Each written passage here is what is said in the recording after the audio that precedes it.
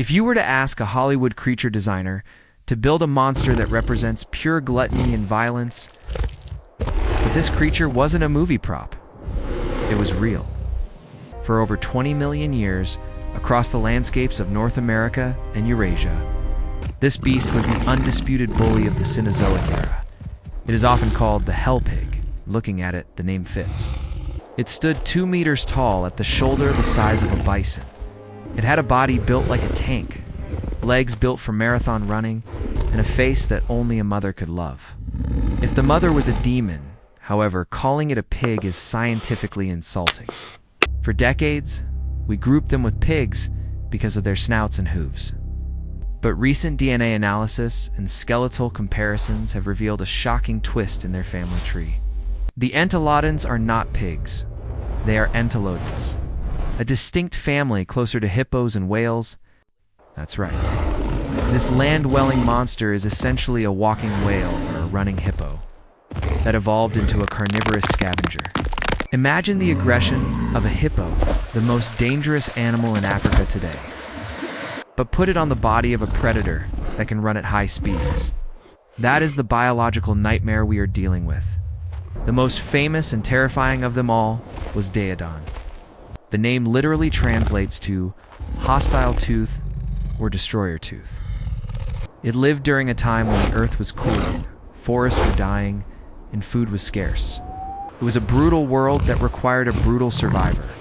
The Daeodon didn't just survive, it dominated. It was the Terminator of its time, a biological machine designed to eat anything, kill anything, and survive everything. In this video, we are going to dissect the anatomy of this titan. We will look at the jaw that could crush a skull like a grape, the bizarre bony armor on its face, and ultimately, the tragic flaw that allowed a smarter, faster rival to wipe it off the face of the earth. To understand the Entelodont, you have to start with the head. In the animal kingdom, proportions usually follow a rule. The head needs to be light enough for the neck to carry. The Entelodont broke that rule. The skull of a Daeodon was colossal. It measured up to 90 centimeters, 3 feet long. To put that in perspective, the head alone accounted for nearly 35% to 40% of the animal's total body length. Imagine a human being walking around with a head the size of a microwave oven. That is the proportion we are talking about. To support this massive weapon, the animal had a shortened, thick neck packed with muscles so dense, they were practically like steel cables. It needed a bison hump of muscle over its shoulders just to lift its own face.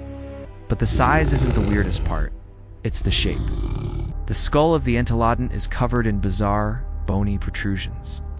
There are massive, flaring arches on the cheekbones, zygomatic arches that stick out sideways like the wings of a plane. And on the lower jaw, there are large, knob-like warts or flanges of bone growing downwards. For years, scientists were baffled. Were these for digging? Were they for hanging heavy cheeks? The consensus today is much simpler and scarier. Armor and intimidation. These flanges protected the throat and the delicate jaw mechanics during fights. Because Entelodonts fought each other, often fossils have been found with gouge marks and healed. Punctures on these bony plates that match the teeth of other Entelodonts perfectly. They were participating in face-biting rituals, slamming their heavy heads together like medieval maces. And then there is the mouth. Most predators, like wolves or bears, can open their mouths about 60 to 70 degrees. The Entelodont had a specialized joint articulation similar to a hippo that allowed it to open its jaws to a terrifying 109 degrees. This is wider than a right angle. When a Daeodon yawned, the top of its snout pointed at the sky, and its lower jaw pointed at the ground. This wasn't just for show. This gape allowed the hell pig to wrap its mouth around the entire torso of a prey animal, or fit the entire head of a rival into its mouth. It also meant it could bite objects that were technically too big for other predators. While a saber-toothed cat had to be careful with its delicate fangs. The Entelodont could simply open wide, engulf the target, and slam shut, combined with eyes that were set high and wide on the skull, giving binocular vision, depth perception. This creature was not a mindless grazer. It was a targeted missile. It could judge distance. It could spot a carcass from miles away. and when it arrived, it had the heavy weaponry to claim it. If the skull is the chassis of the tank, the teeth are the turret. The Entelodont possessed a full dentition. Evolution usually simplifies teeth. Cats have lost their grinding molars to become pure meat slicers. Cows have lost their cutting incisors to become pure grass grinders. The Entelodont kept everything. It was the ultimate omnivore. Inside that 3-foot jaw was a toolkit for total destruction, divided into 3 distinct zones. The front, the grapples, massive interlocking incisors and canines. These weren't sharp, like a cat's. They were thick, conical stakes. They were designed to grab a struggling prey animal or a heavy carcass and rip it apart by sheer force. The middle, the slicers, premolars that were shaped like triangles, used to shear off chunks of flesh. The back, the crushers, flat, wide, heavy molars. These are the teeth that tell the real story. This arrangement allowed for a 3-part chewing mechanism. Most predators bite and swallow. The Entelodont could bite, crush, and then grind. This gave it a superpower: osteophagy, bone eating. We aren't talking about gnawing on a chicken wing. We are talking about shattering the femur of a rhino. The bite force of a Daeodon is estimated to be strong, enough to pulverize solid bone into paste. Why is this important? Marrow. Bone marrow is fat. It is pure, concentrated calories.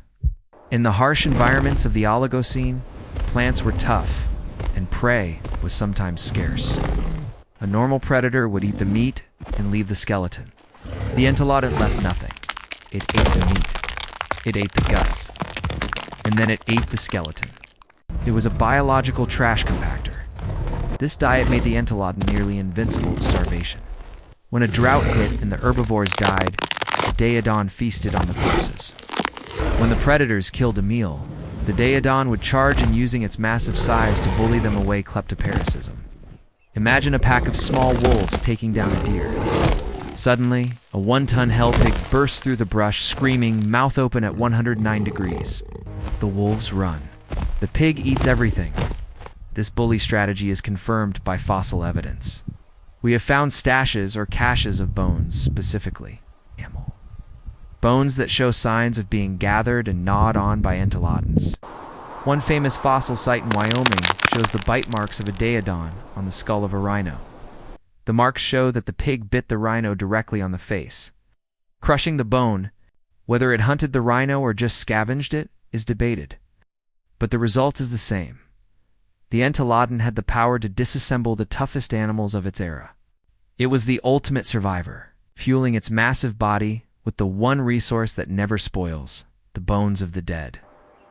For millions of years, the hell pig was the king. But no king rules forever. In the Miocene epoch, a new challenger crossed the land bridge from Asia to North America. They were the Amphicyonids, commonly known as the bear dogs. Specifically, the giant Amphicyon engines. If the Daeodon was a tank, the Amphicyon was a tactical SWAT team. The bear dog was a terrifying hybrid of features. It had the massive, muscular body of a bear, weighing up to 600 kilograms, but the legs and skull structure of a wolf. This was the first time the Entelodont faced a rival that was in its weight class. And this rivalry highlights a classic evolutionary battle: brute force, vs. versatility. The Daeodon was built for a specific style of fighting: stand your ground, open wide, and bite hard. It was a linear fighter. It relied on intimidation and raw power. Its legs were spindly, built for straight-line running, not for grappling or turning quickly. The Amphicyon, however, brought a new set of weapons: grappling. Unlike the pig, which only had a mouth, the bear dog had massive, powerful paws with claws. It could swipe, grab, and wrestle. It could attack from the side. Intelligence. Bear dogs had larger brain-to-body ratios. They likely exhibited more complex social behaviors, potentially hunting in coordinated packs. Flexibility. The bear dog skeleton allowed for more lateral movement. It could outmaneuver the stiff, tank-like body of the pig as the climate changed. The dense forests turned into open grasslands. The prey animals, like early horses and camels, became faster. The Daeodon, with its heavy head and specialized scavenging lifestyle, began to struggle. It couldn't turn fast enough to catch the new horses. Meanwhile, the Amphicyon adapted. It could ambush, it could chase, and if it ran into a Daeodon, it didn't have to fight fair. A pack of bear dogs could flank a hell pig, attacking its vulnerable hindquarters while avoiding the crushing jaws. The fossil record shows a slow replacement. As the bear dogs rose in numbers, the Entelodonts faded. The brute strength that had served the hell pig for 20 million years became a liability. Being a giant angry scavenger requires a lot of calories. If you can't catch the fast food and you can't bully the new smart predators, you starve. The Terminator didn't lose because it was weak. It lost because the software of the new model was better. The Entelodont vanished from the Earth about 16 million years ago. It left no direct descendants. The line ended there. Today, looking at the skull of a Daeodon in a museum is a humbling experience. It is a monument to excess. It represents a time when evolution decided to turn all the dials to the maximum. Maximum size, maximum jaw width, maximum aggression.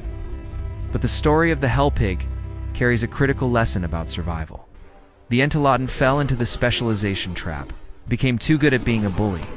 It invested everything into a heavy, crushing head and a massive body designed to dominate a specific type of slow, brutal world. When the world changed, when it became faster, smarter, and more open, the Entelodont couldn't pivot. It was an aircraft carrier in a river, powerful, but unable to turn around. In contrast, the ancestors of the gray wolf or the bear survived because they were generalists. They were smaller, weaker, but they could do many things well. The Entelodont proves that in nature, might does not always make right. Sometimes, might just makes you hungry. The hell pig remains one of the most metal creatures to ever walk the planet. If you could witness a fight between a Daeodon and a modern Kodiak bear, who do you think would win? The crushing jaw or the swipe of the paw? Place your bets in the comments below. If you enjoyed this trip into the nightmare of the Cenozoic, smash that like button with 109 degrees of enthusiasm and subscribe to Beyond the Apex. Stay adaptable, stay wild, and I'll see you in the next era.